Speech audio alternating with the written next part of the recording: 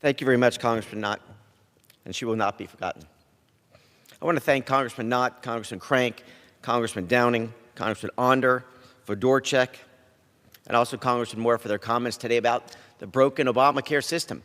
It's simply that. It is broken.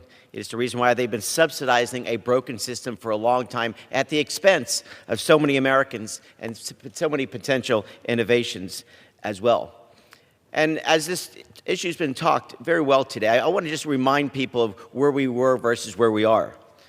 The Democrats had the opportunity to make this a permanent plan. They did not have the votes or the will to get it done.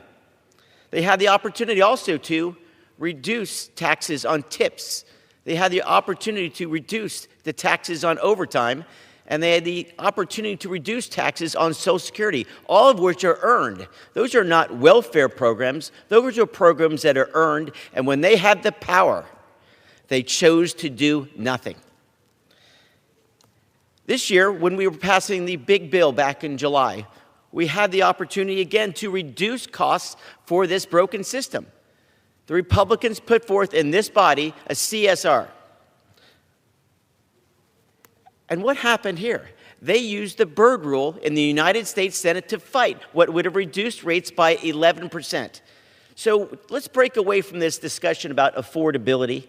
Let's talk about reality. This is purely politics. Their votes have been shown throughout the year. They care nothing about result. They care everything about politics. And candidly, maybe Republicans aren't as good at politics as the Democrats. But we are pushing policies that work and are based in reality.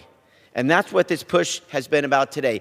Laying out the facts for the American public to say, this system is untenable, and it only undercuts what could be the best system in the world.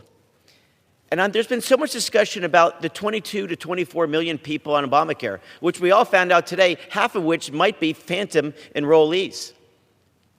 We found out that the future is not bright when you look at the contrast of what it's doing to the remainder of the people who are paying for their own health care system. There are 165 million people who have employer-based systems that they most likely contribute to or pay out of their own pocket, that they're paying $1,500 to $2,000 a month, and they have to subsidize a broken system on top of it and crowd out a medical system in the process. All we're asking for from the other side is to say, let's start doing some common sense things. And the number one thing I'd like to see us do is simply do income verification, so that those people who pay full freight and subsidize the system know that the people who are being helped are actually people truly in need who qualify for a program instead of giving it away. It's simple identification checks, just like we've asked the Democrats to do on things like voting.